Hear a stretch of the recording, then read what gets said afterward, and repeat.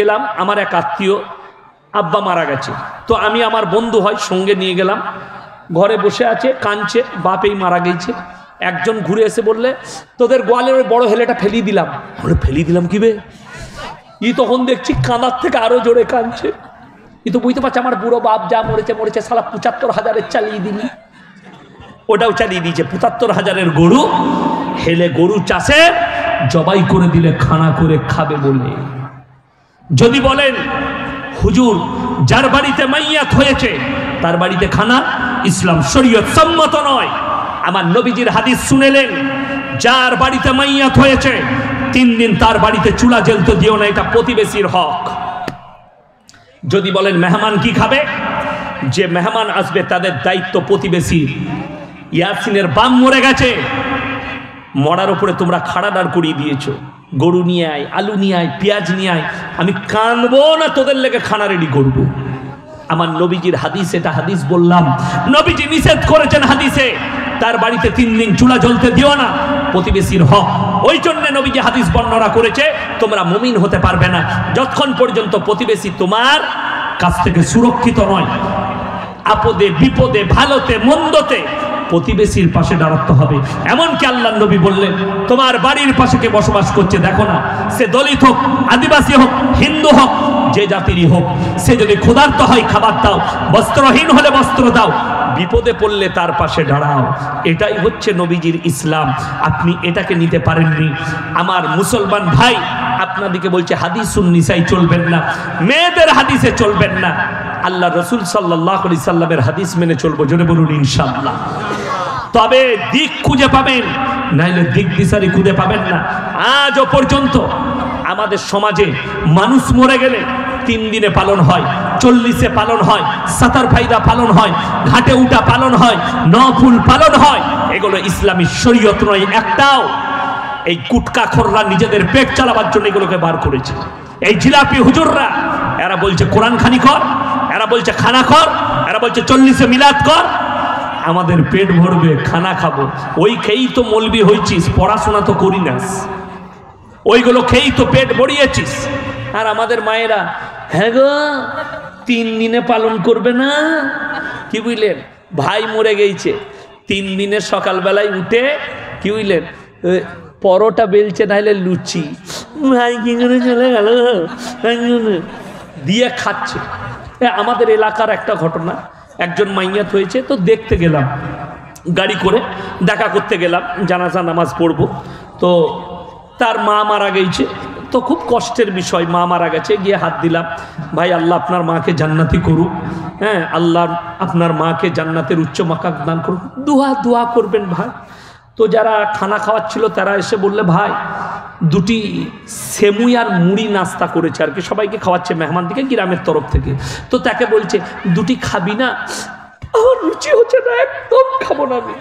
তো বললে তাইলে এক কাজ কর, এই নাস্তাগুলো তো বেড়ে যাবে, এগুলো গুটি পাটি মাদ্রাসায় দিয়ে পাঠা, কাছে মাদ্রাসা আছে, মাদ্রাসায় দিয়ে দেয়। মানে হ্যাঁ আমাদের মাদ্রাসায় পাঠিয়ে দাও, তাল বিনিমরা আছে, গরিব খেয়ে নেবে। যখন গুটুচ্ছে তখন বলছে 2টি দিয়ে খা। কি বলে খাই বলে হাফ বালতি সেমুই আর 1 কেজি মুড়ি। বলছে মা মরে গেছে বলে বেশি খেতে পারলাম না। বলে এইটা যদি কম হয় তাহলে বেশিটা কেমন হবে, বুঝলে, মা মরে গেছে বলে কম খাচ্ছে, তারপরে খানার সময় বলছে হাফ বালতি তরকারি, মা মরে গেছে। ইসলাম স্বীকৃতি দেয়নি, যার বাড়িতে মাইয়াত হবে খানা করো, খানা বন্ধ করো। শুনেলেন আমার সালারের ভাইয়েরা, বাম মরে গেছে, মা মারা গেছে, ৪০,০০০ খরচ করবেন। আমি ইয়াসিন শওকতের বেটা বলে যাচ্ছি, ওই ৪০,০০০ টাকায় মিলাদ না পড়িয়ে, জিলাপি হুজুরকে খানা না খাইয়ে তুমি মসজিদে আর মাদ্রাসার বিল্ডিং এ দান করো, কিয়ামতের সকাল পর্যন্ত তোমার বাবা নেকি পাবে। জোরে বলুন সুবহানাল্লাহ। সাদকায়ে জারিয়া, আমার বাপ মারা গেছে, মসজিদে ৫০,০০০ টাকা দিলাম, আল্লাহর কসম করে বলছি কিয়ামতের সকাল পর্যন্ত তোমার বাপের কবরের নেকি পৌঁছাবে, এটা থেকে রদ করতে পারবে না। ইয়াসিনকে দাওয়াত করেছো খানার জন্যে, আমি আপনাদের ওখানে খানা খেতে এসেছি, ঢুকি বিরিয়ানি করেছেন, খেয়ে দিয়ে বেরিয়ে বললাম বাবুর্চি কোথাকার এনেছিল, বে একদম রাঁধতে পারিনি তো। চালটা ভালো ছিল না। এই বিচার করতে করতে ঘর গেলাম, আহা যদি মসজিদে দেন, ইমাম দোয়া করুক আর না করুক, মুসল্লিরা যখন তোমার দান করা, তোমার বাপের নামে দান করা পয়সার মাঠ বেলে সিজদা দেবে, জমিনটাই সিজদা দেবে, তোমার বাপ ওই সিজদার নেকিগুলো তোমার বাপের কবরে পৌঁছাবে। যদি বলুন সুবহানাল্লাহ। 40-এর খানা বন্ধ করুন, 3 দিনে যেটা খরচ করবেন মসজিদে দেন, এতিম মিসকিনকে দেন। বড় কষ্ট লাগে, বাম মরে গেছে, 40-এর খানা করবে, বোনকে বলতে যাচ্ছে, বুনাইকে বলতে যাচ্ছে, ফুফুকে দাওয়াত দিতে যাচ্ছে, নেতাকে দাওয়াত দিচ্ছে, আপনার প্রতিবেশীকে দাওয়াত দিচ্ছে, এমন করে দাওয়াত দিয়ে বেড়াচ্ছে মনে হচ্ছে আর বাপের বিয়ে। আমি বললি খারাপ বলবি না, ইসলাম স্বীকৃতি দেয়নি। যদি তুমি খানা খাওয়াতেই চাও, একমাত্র ওই খানার হকদার এতিম আর মিসকিন। যে বড় লোকরা এই মাইয়াতের খানা 40-এর খানা খান, এই 40-এ আমাদিকে বলে এরা 40-এর খানা খেয়ে মলবি হয়েছে।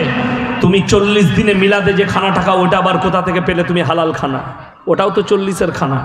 তুমি হাজি সাহেব হয়ে, সালারের বড় লোক হয়ে 40-এর খানা খাচ্ছ। যদি বলেন যাবে না, না, কোরআন শুনেলেন। আমার ভাইয়ের, আমার মায়েরা, বোনেরা, কিয়ামতের দিনে আল্লাহ রাব্বুল আলামিন কোরআনে বললেন, জান্নাতীরা যখন জান্নাতে প্রবেশ করবে আর জাহান্নামীরা জাহান্নামে প্রবেশ করবে, জান্নাতীরা জিজ্ঞেস করবে, ফি জান্নাতি ইয়াতাসালুনা আনিল মুজরিমিনা মা সালাকাকুম ফি সাকার, তোমরা কেন জাহান্নামে যাচ্ছ? তোমরা কেন সাকার নামক জাহান্নামে প্রবেশ করছো? তোমাদের অপরাধ কি? তোমরা তো বলতে আমরা ভালো লোক, তোমরা তো বলতে ভদ্রলোক, তোমরা কেন যাচ্ছ? সঙ্গে সঙ্গে তাদের কাছ থেকে 1 নম্বর উত্তর যেটা আসবে, সবাই হাত তুলে বলুন আজ থেকে 5 ওয়াক্তের নামাজ কেউ ছাড়বো না। জোরে বলুন ইনশাআল্লাহ।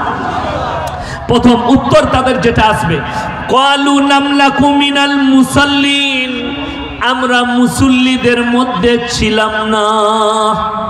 1 নম্বর, ওয়ালাম নাকু নুতিমুল মিসকিন, এবং আমরা মিসকিনকে খানা খাওয়াইতাম না, তাই আল্লাহ আমাদিকে জাহান্নামে পাঠিয়েছে। এটা 2 নম্বর। 1 নম্বর, আমরা মুসল্লি ছিলাম না, নামাজিদের মধ্যে ছিলাম না, তাই আল্লাহ আমাদিকে জাহান্নামে পাঠিয়েছে। 2 নম্বর, আমরা মিসকিনকে, এতিমকে খানা খাওয়াইনি, তাই আল্লাহ আমাদিকে জাহান্নামে পাঠিয়েছে।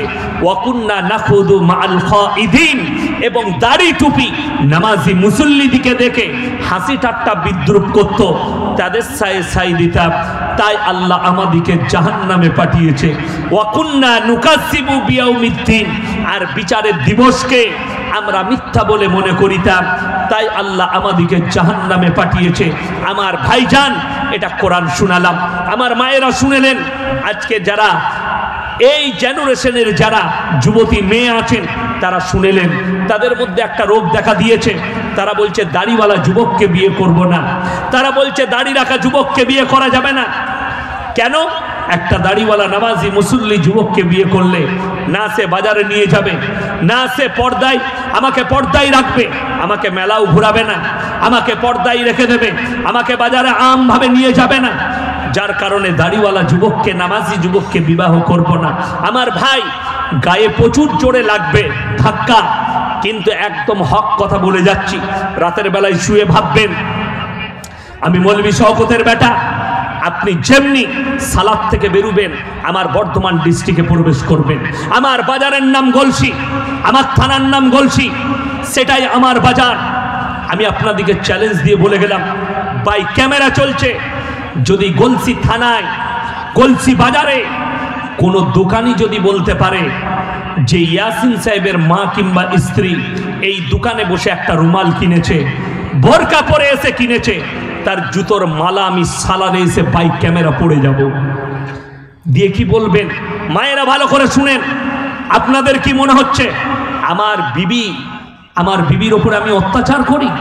তাইলে দাওয়াত দিলাম, আপনার বিবিকে নিয়ে আপনি আসুন, আমার বাড়িতে আপনার বিবি থাকবে, 3 দিন রাখবো আমার বিবির কাছে।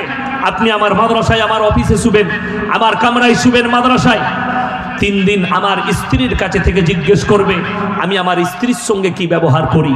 জীবনে আমার স্ত্রী মুখ দেখেনি বাজারে, আমার বিয়ে হয়েছে 16 বছর, হাতে গুনে 4 থেকে 5 বার বাপের বাড়ি গেছে, তাও যায়নি।